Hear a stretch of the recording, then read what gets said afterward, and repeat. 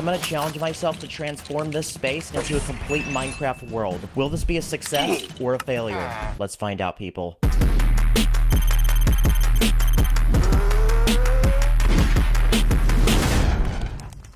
Okay, so the space I have to build on is 96 by 128 studs. It's all just ocean right now. There's nothing. Which means we're gonna need a lot of Lego pieces. So let's make a quick run to the Lego store. Okay, so since this is a Minecraft world, we're gonna need some Minecraft sets. So let's go cop some sets right now.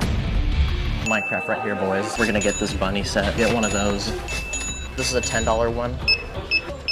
Alright, so it's 120.05. Do you take Lego currency? I went into free play to get all these.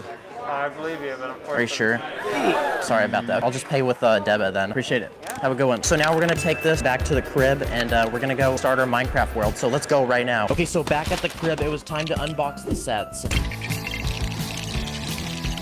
Okay, this one's pretty cool. It's got a bouncing bunny on it. It's also got this. But there's one problem I realized. Since this has to be a custom Minecraft world, using complete sets to fill in the spaces would pretty much be cheating. So my next logical step was to dump out all the bags I bought and figure out what parts, minifigures, and accessories I would likely use. Here's a rabbit, sunflower, zombie, weird skin that nobody would ever use in the game. As for all these other pieces, they're gonna be used to help make this build. And lastly, I ordered some bricks. If only these were bags of money. Maybe I ordered a little too much. Okay, so to begin our Minecraft world, we need to make a home for our boy Steve, aka the main character of this world. And as someone who plays survival all the time, let's make a survival base. I'm thinking some sort of cabin made of logs and stone. So I'm gonna use some brown bricks for the logs on the corners of the house and some gray pieces for the cobblestone. I'm gonna add some furniture inside now. And then I went ahead and added some survival essentials and even some armor so Steve's extra protected. And on the outside, I wanted to make a small place to hold a few animals, so I finessed some parts from one of the sets I bought and I made a spot to keep 2 foxes. I also made a custom birch tree using some black and white plates and some green bricks for the leaves. And a few more touches, a chef's kiss, and boom, our survival base was complete. Now it's time to expand out and make some sort of biome. And one of the most unique ones out there is probably Mushroom Island. Mushrooms grow on it, and there's even cows where mushrooms grow on it. Lego made a Mushroom Island set about 5 years ago, so I'm gonna take it as inspiration. For the dirt blocks, I'm gonna use gray for the top layer instead of green for normal grass blocks. Now we can start forming the landscape and making it look like an actual island. I got a mushroom cow from one of the sets, so let's go ahead and throw that in, as well as some small shrooms around the island.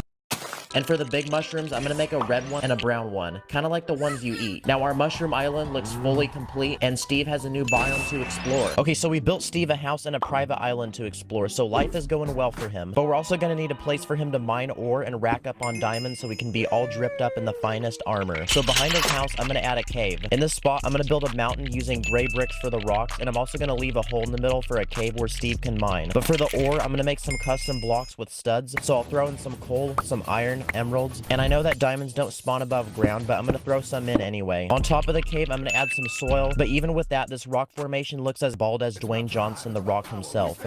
So putting in the work and hours, I also added some trees, some flowers, animals, and even a beehive on one of the trees.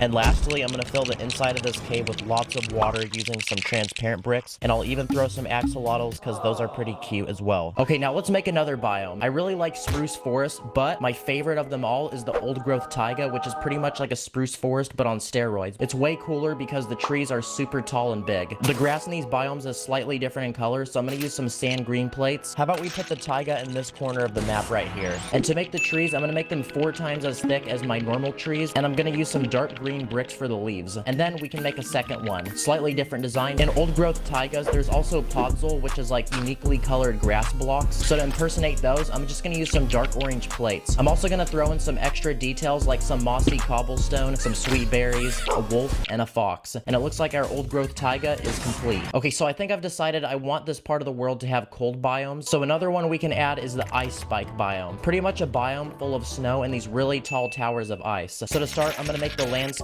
using white plates to impersonate snow as the top layer of dirt. I'm also gonna leave some space between this biome and the taiga because I want to add a river. We're gonna make it extra icy though, and we might as well throw in a few polar bears as well. This transition here looks really bad, so we're gonna fade it a little bit just to help blend it in together. That looks much better. Now it's time to make the ice spikes. So for those, I'm gonna use some light blue bricks and place them randomly to look natural. But to top them off, I'm gonna add some white tiles. Now they look super smooth as ice should be. I'm also gonna add a stray, which is an exclusive mob to this biome. And I'm also gonna add an Arctic fox because they're pretty cute. And since this place is so icy, I think we should throw in Little Boat. Huh? Oh, not the little boat I was thinking of, but that works too, I guess. I think it's about time we give this Minecraft world a village.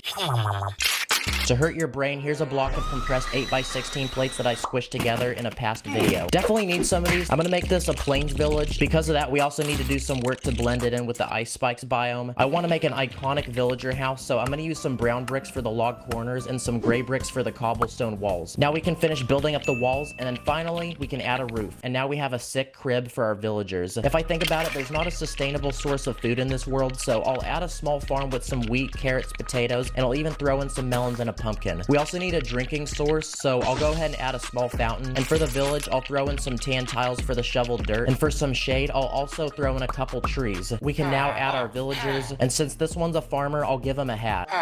I'll also make some wheat blocks and a few mobs to bring this to life, like an iron golem and a few chickens.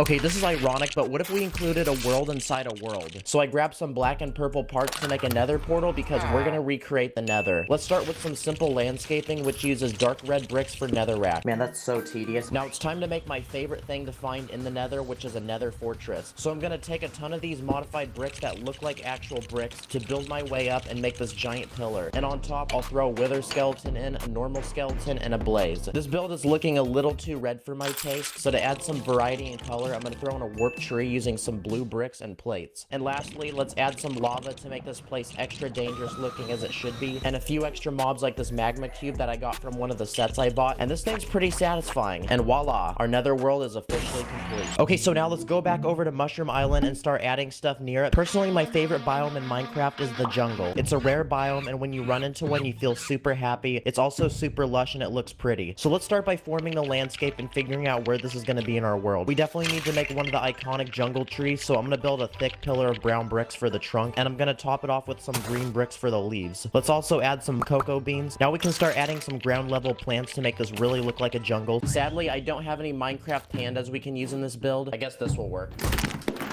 But we might as well throw in some bamboo. I also don't have any parrots, which kind of sucks, but I'll just make my own using some small parts. And boom, we just saved money to buy a set that had one. Now let's throw in a few more mobs, and bing bong, our jungle is officially finished. At this point, it was 4 o'clock in the morning, and I was getting really tired, so it was time to go to sleep. I made sure to put Steve in bed as well.